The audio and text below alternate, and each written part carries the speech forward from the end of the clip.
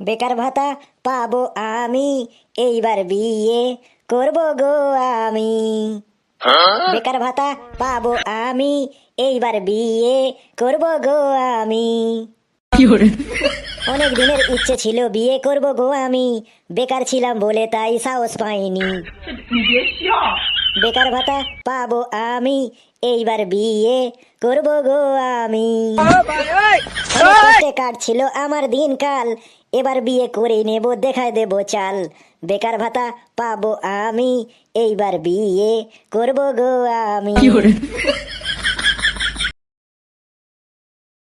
কি ব্যাপারে ঘেটু, আজকে তোর মনে একদম ফুর্তি যে গড়িয়ে গড়িয়ে পড়ছে।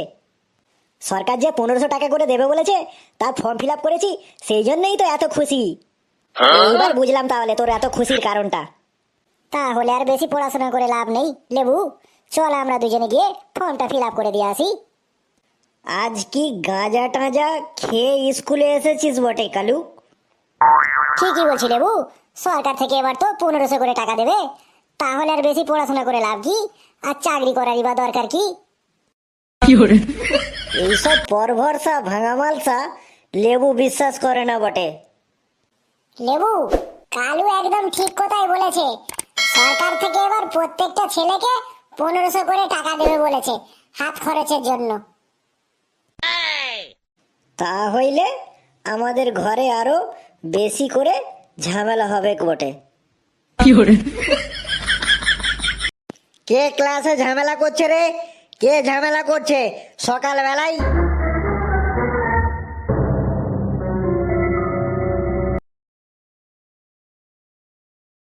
Good morning sir. স্যার, ঠিক আছে ঠিক আছে, সবাই বসে পড় বসে পড়। Good morning sir.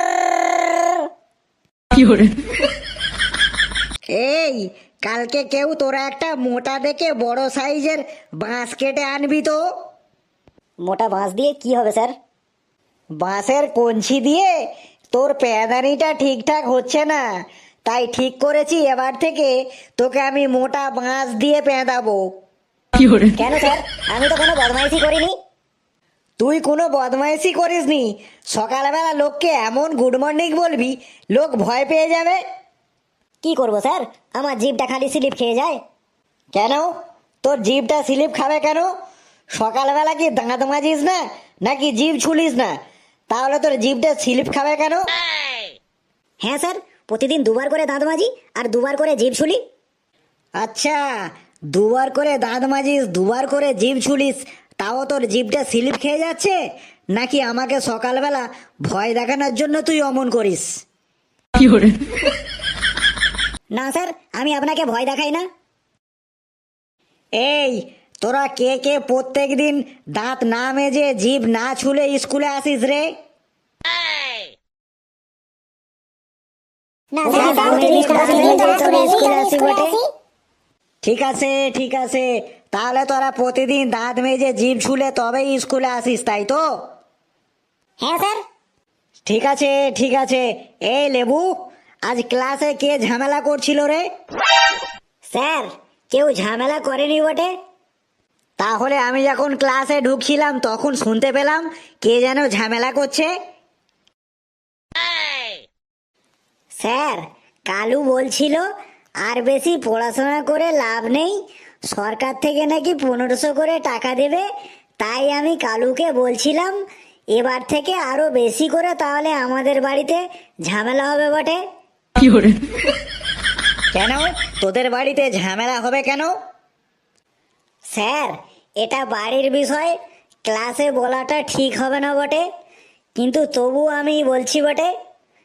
স্যার, মা বাবার সাথে রোজ রোজ ঝগড়া করে ঝামেলা করে, মা বলে আমি এখন আর বেকার নই বটে, সরকার থেকে আমাকে 1500 করে টাকা দেয়, আর এখন আমি যা বলবো তুমি তাই করবে, তাই শুনবে, এই নিয়ে বাবার সাথে রোজ রোজ ঝামেলা হয় বটে। কেন সরকার থেকে টাকা দিচ্ছ বলে ঝামেলা হবে কেন? স্যার, মা সরকার থেকে টাকা পায় বলে বাবাকে একটুকু মানে না, বাবাকে রোজ সকালবেলা উঠেই বলে ঝাড়ু দিয়ে দাও, বাসন মেজে দাও, কাপড় কেচে দাও, আর তুমি আমার পয়সায় খাও, এই নিয়ে বাবার সাথে মায়ের রোজ রোজ সকালবেলা হলেই ঝগড়াঝাটি শুরু হয় বটে।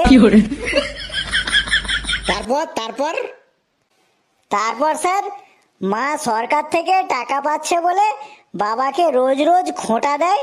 তুমি কোনোদিনও হাত খরচের জন্য টাকা দাওনি, এখন সরকার থেকে আমাকে হাত খরচ চালিয়ে দিচ্ছে। তোমার কোনো মুরদ নেই বটে। বলিস কি লেবু? তারপর মা বাবাকে বলে তুমি শপিং করার জন্য কোনোদিনও টাকা দিতে না, কিন্তু এখন সরকার থেকে শপিং করার জন্য পয়সা দিচ্ছে বটে। এই নিয়ে বাবার সাথে মায়ের রোজ রোজ ঝামেলা হয় বটে, সকালবেলা হয় সন্ধ্যাবেলা হয় বটে। আচ্ছা আচ্ছা, বুঝলাম বুঝলাম, তাহলে এই নিয়ে তোদের ঘরে ঝামেলা হয়? সব ঘরের একই অবস্থা। তার মানে মাস্টারের ঘরেও এমন ঝামেলা হয় লেবু? কেন স্যার, তাহলে কি আপনার ঘরে ওই একই ঝামেলা হয় নাকি? তার বলতে সব ঘরে একই অবস্থা। সরকার থেকে কটা টাকা দেয় বলে বউগুলো যেন সব মাথা চিবিয়ে খাচ্ছে। কবে যে সরকার থেকে এই টাকাগুলো দেওয়া বন্ধ করবে কি জানি, তা না হলে প্রত্যেকটা ঘরের স্বামীগুলোকে সকাল থেকে সন্ধ্যা পর্যন্ত কত জ্বালা আর কত গালাগালিই না খেতে হবে, তার কোনো ঠিকানা নেই। তার মানে লেবু, মাস্টারটা রোজ রোজ এই জন্য বউয়ের কাছে গালাগালি খেয়ে আসে আর আমাদের উপরে এসে যত রাগ দেখায়।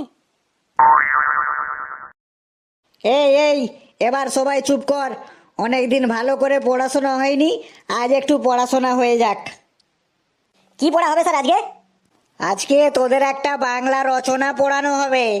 অনেক দিন রচনা পড়ানো হয়নি, তাই আজকে একটা বাংলা রচনা পড়ানো হবে। কি রচনা বলতে হবে স্যার, শুধু আপনি একবার বলুন না, আমি তো একদম রচনায় জাহাজ। সে তো আমি জানি যে তুই রচনায় একদম জাহাজ। এই, আজকে আমাদের স্কুল নিয়ে একটা রচনা বলবি সবাই, দেখি কে কেমন বলতে পারিস। মাস্টারটা আজব বটে, যেদিন যেটা পড়ে আসবো না সেটাই বলতে বলবে। এই রচনা জাহাজ মানে ফেলু, তুই উঠে দাঁড়া। আজকে তুই প্রথম বলা শুরু কর, দেখি তুই কেমন রচনা বলতে পারিস। আমাদের স্কুল নিয়ে একটা 10,000 শব্দের মধ্যে কই রচনা বলে শোনা দেখি কেমন বলতে পারিস। ঠিক আছে স্যার, তাহলে আমি আমাদের স্কুল নিয়ে একটা রচনা বলা শুরু করছি। ঠিক আছে, শুরু কর শুরু কর। আমাদের স্কুলের একটাই মাত্র ক্লাসরুম, আর ক্লাসরুমটা খুবই ছোট, তাই আমাদের সবাইকে গুঁজে গাঁজে ঠেসা ঠেসে করে বসতে হয়। ক্লাসরুমটা দেখতে তো চকচকে, কিন্তু বর্ষাকালে ছাদ দিয়ে জল পড়ে। ক্লাসের ভেতরে যতগুলো বেঞ্চ আছে, দুই একটা বেঞ্চ ছাড়া প্রায় সব বেঞ্চগুলোরই পাগুলো ভাঙা। আমাদের ক্লাসরুমে কারেন্ট তো আছে, কিন্তু পাখা নেই, এসি নেই, ইন্টারনেট চালানোর জন্য কোনো ওয়াইফাই লাগানো নেই, ক্লাসের মধ্যে কোনো সুবিধা নেই। আমাদের স্কুলের মধ্যে একটা বাথরুম আছে, কিন্তু বাথরুমের দরজাটা আবার ভাঙা, আর সময় মতো জল থাকে না। আমাদের পাশের বনের জঙ্গলে পায়খানা করতে যেতে হয়। অন্যান্য স্কুলের তুলনায় আমাদের স্কুলের ফিস অনেক বেশি, কোনো সুযোগ সুবিধা নেই। অন্যান্য স্কুলে মিড ডে মিলের ব্যবস্থা আছে, কিন্তু আমাদের স্কুলে একটা পাউরুটি পর্যন্ত দেওয়া হয় না। এই এই, গাধা গরু হতচ্ছাড়া মরকট, তুই এটা আমাদের স্কুলের রচনা বলছিস? হ্যাঁ, নাকি আমাদের স্কুল নিয়ে তুই আমার কাছে কমপ্লেন করছিস? না স্যার, আমি তো কোনো কমপ্লেন করছি না। আমাদের স্কুলে যা যা হয়, যা যা আছে, আমি সেইগুলো নিয়েই তো রচনা বলছি স্যার। এই, তোকে আর রচনা বলতে হবে না, তুই যা রচনা জাহাজ সে আমি বুঝতে পারছি। এই, তুই চুপচাপ বস, চুপচাপ বস। সব ছেলে তো নয় যেন সব এক একটা গন্ডগোলের গোডাউন। আমাদের স্কুলে রচনা বলতে বলেছি, সে যত সব কিছু নিয়ে আমার কাছে কমপ্লেন শুরু করেছে। ফেলু ভাই একদম সব ঠিক কথাই বলেছে, ওই জন্যই মাস্টারটার খারাপ লাগছে। এই কালু, তুই কি বিড়বিড় করছিস রে? তুই উঠে দাঁড়া। কই, তুই আমাদের স্কুল নিয়ে একটা রচনা বলতো দেখি, তুই কেমন বলতে পারিস। শালা যেখানেই বাঘের ভয় সেখানেই শুনতে হয়। একে পড়ে আসেনি, তারপরে কালু তুই রচনা বল। এ কালু, তুই রচনা বলা শুরু কর। বলছি স্যার, আমাদের স্কুলের খাবারের জলের কলটা আজ 2 বছর ভেঙে গেছে, কবে ঠিক হবে তার কোনো ঠিকানা নেই। আমাদের স্কুলে পরীক্ষার সময় এমন ভাবে গার্ড দেওয়া হয়, মনে হয় যেন কারো বাড়িতে চুরি করতে এসেছি। তারপর পরীক্ষার ফিসগুলো এত বেশি, মনে হয় যেন আমরা 5 কেজি খাতায় লিখবো। এই নিয়ে আমি প্রতিবাদ করছি। তারপর আমাদের স্কুলের মাস্টারগুলো খুবই রাগী, খালি ধরে ধরে পেঁদায়। এই বাঁদর, তোকে আমি স্কুলে রচনা বলতে বলেছি, আর তুই উল্টো পাল্টা যা মুখে আসছে তাই বলে যাচ্ছিস। হ্যাঁ, তোদের পড়াশোনার যা মতিগতি দেখতে পাচ্ছি, তোরা এইবারে পরীক্ষার খাতায় সব বড় বড় রসগোল্লাই পাবি। এই, তোদেরকে আমি একটা ইম্পর্টেন্ট কথা বলছি, সবাই মনোযোগ দিয়ে শোন। এই বছর পরীক্ষার খাতায় আমাদের স্কুলের রচনাটা আসতে পারে। তোরা এটাকে বাড়িতে ভালো করে পড়াশোনা করবি, ঠিক আছে? আর এখন চুপচাপ বস, আমি আসছি। কালকে আবার ক্লাস হবে, ঠিক আছে? কেউ কোনো গন্ডগোল করবি না।